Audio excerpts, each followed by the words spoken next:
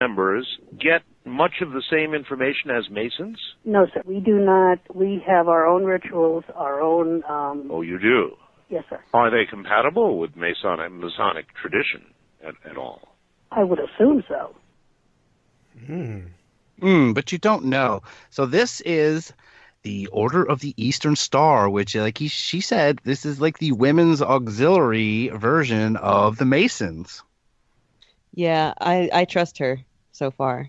When she got a little catty with Art Bell, which was I didn't appreciate that as much. But the fact that she said, "I assume so," like she doesn't sound like she's bullshitting. No, and it doesn't sound like, and coming from her, it doesn't sound like she actually knows a lot about the actual Masons. They are kept separate. And she goes on for a while. She talks about a lady that actually did become a Mason because she listened in to a Masonic meeting that was held in her own home. She listened in on the door, and it was kind of a join or die scenario. They found out that she heard some important Masonic secrets, and they said, well, we're going to have to make you a Mason because you know this, or, dude, we're going to have to kill your wife. And so they chose to let her in. So she went from becoming an Eastern Star to being an actual woman to join the Masons. That's kind of cool. Oh, yeah. So if we want to be in so if we want to be in one of these secret societies, we just have to accidentally overhear something important and hope that they choose not to kill us. Right. If your husband's important enough, you'll be kept alive. But she does go on more, and she kind of gives a very rosy outlook, kind of like the first guy about the Masons, and that there's no big secrets and there's nothing out there. And just like the first guy, Art's not buying it. He doesn't want to hear that. He wants to know that there's these super secrets that no one's ever going to have. Right? That's another Mason guy. So we're going to have another. Let's get in back to open lines. Caller? No. So here's a guy. This guy, he's not in a secret society, but he is a studier of secret societies. As a matter of fact, I don't like to bring this up because there's so much religious ties to it, but Jesus Christ was a member of a society. Which one? He was a member of the Illuminati. Jesus Christ was a member of the Illuminati? He sure was. And that. Why wouldn't he be a snake or a dragon at least? Because he was what we would consider don't shoot the messenger. Well, like Paul Revere. They did though. They did the equivalent. They crucified the messenger. Let me tell you some secrets because I'm not a member of society and nobody knows who I am. Lay it out. Go ahead. Here it is.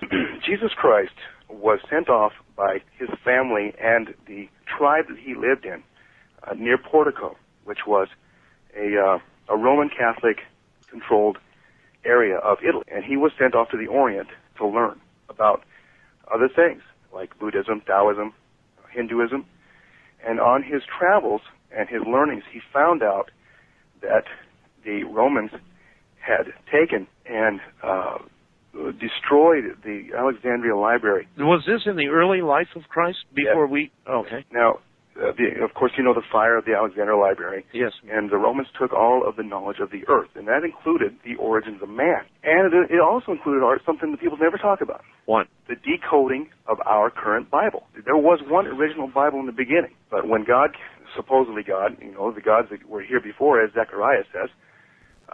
those are the gods. In other words, extraterrestrials, actually, right? Well, whatever you want to call an extraterrestrial. Somebody that's not from this earth, okay. Well, somebody who's on a planet that has an atmosphere and life and water and is not connected to any system and revolve around any sun, that would be certainly an extraterrestrial from our point of view. Exactly. Now, and let's talk logically now and not far-fetched leap of faith. How do we learn? We learn from our parents. Our parents learn from their parents. Mm-hmm. So I could term that genetic learning. So genetic learning had to come from somewhere. There's ought to be an origination point. So if you want to call us an offshoot of an extraterrestrial, that's what we are. Whoa. Okay.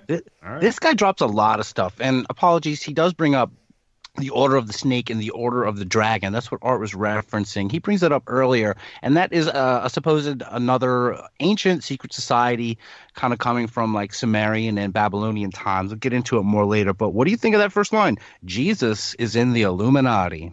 I love it, and I hope it's true. And he does tell a tale that, that that some people do say that when those lost parts of Jesus' life in the Bible, that he traveled to the Orient and all those secrets of the burned Alexandria library and the ancient origins of man, and then he brings it all back to what is the term you use? Extraterrestrial? What's the term you use? Extraterrestrial? Hey, yes, there it is. Perfect. Fucking love that one. So that's it. That Jesus knew that we were born of Esther. I like how he says, "Well, don't shoot the messenger," and he's like, "Shoot them." That's exactly what they did. They crucified him. That was classic art. So even though this guy, he's not in a secret society, but he is an expert. So let's hear some more from Illuminati Jesus Man. I listened to you talk a little bit about Houdini. Last night you talked about Houdini. Are you saying that Jesus was nothing but a master magician? No, I can't say that. What I can say is that he was given powers. Well, you said Houdini. Yes, but people, if you saw Houdini perform, yes, and the person that saw him perform goes and tells 5 of his friends, did he tell them the exact same story that happened? No, of course not. No. So Jesus Christ, or Jesus of the Christ, or Jesus of the unity, the leader of the love, was able to perform many, many things. He knew how to save people's lives. He knew how to create things with other. He had a. Well, how about parting a sea? Now that's not a trivial thing. No, but parting that's a weather-related thing, Art. Weather-related? The weather-related anomaly. Which sea lately has parted because of any weather that we know of? Well, I can't really tell you, but the sea was only 6 inches tall. Well, that wouldn't matter. What? What the hell? That also wasn't Jesus that parted the sea. Now, thank you. Yeah, for that was catching Moses. That, exactly. Yeah.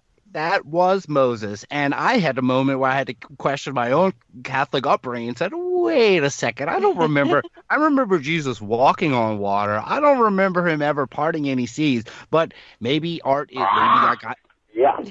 I thought so. No, Art, no, he didn't. Maybe in your dimension he did. And like I said, maybe these archives are from the other Mandela effect dimension where Art Bell is, and that maybe Jesus and Moses were the same guy to him. I don't know. But yeah, thank you for bringing that up.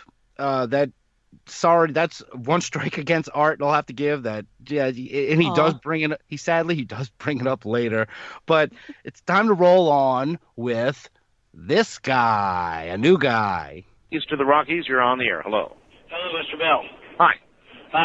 Masonic Lodge, what do you want now? Everything.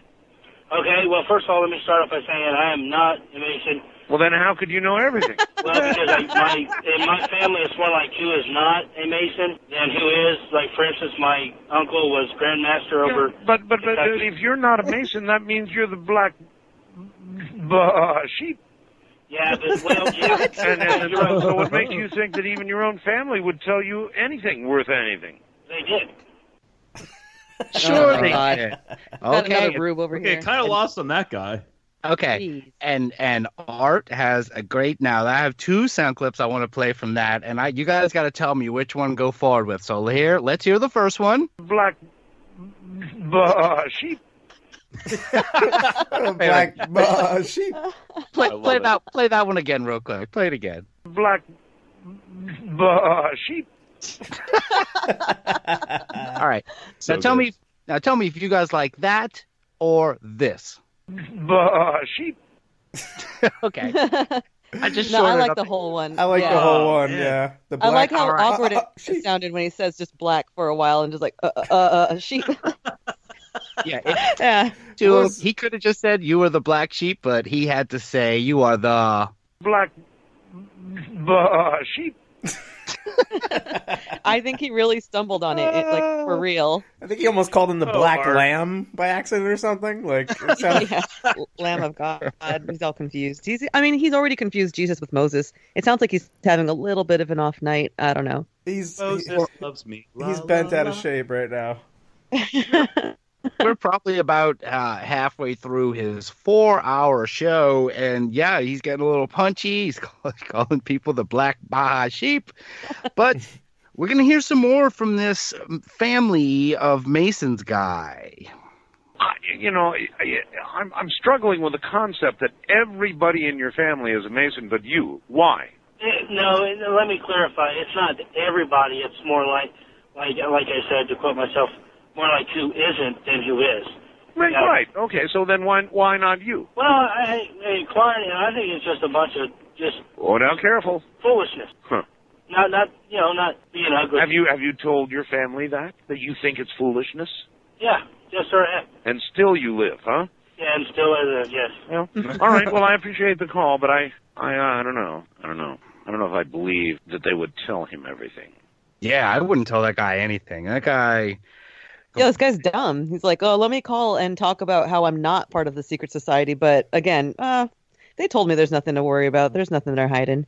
I'll say this. He was smart enough to not call on the first-time caller secret society line. Good on him. And guys, have you noticed that up to this point, the callers are really well behaved? Aren't we used to, about that hole and wanting to talk about anything else but the subject? At least a few rabble-rousers getting in there. Or a couple of drunks kind of wandering in. Not so far.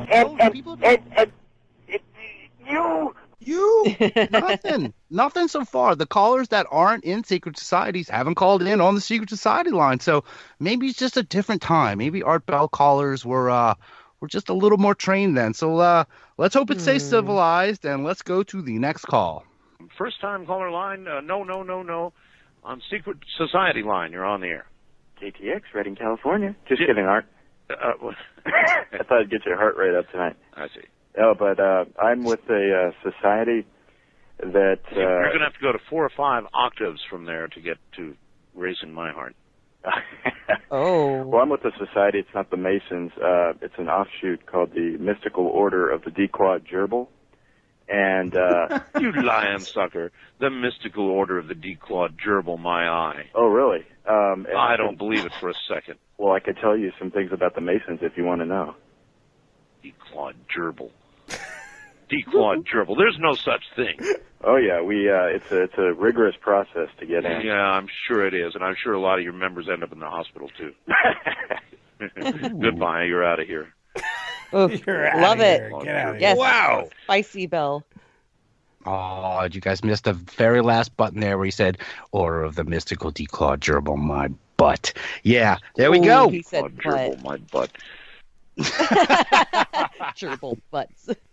My gerbil butt. Yep, so there it is. It's halfway through. Now things are a little strange. So now we're going to have another guy call in, and this guy confirms what a previous caller stated, that Jesus was in the Illuminati. I was doing research on a book, and I got very, very lucky, and I traded off some information for the book. You traded with an agent of the U.S. government? I traded with someone who knew enough information that I did check up on. Yes.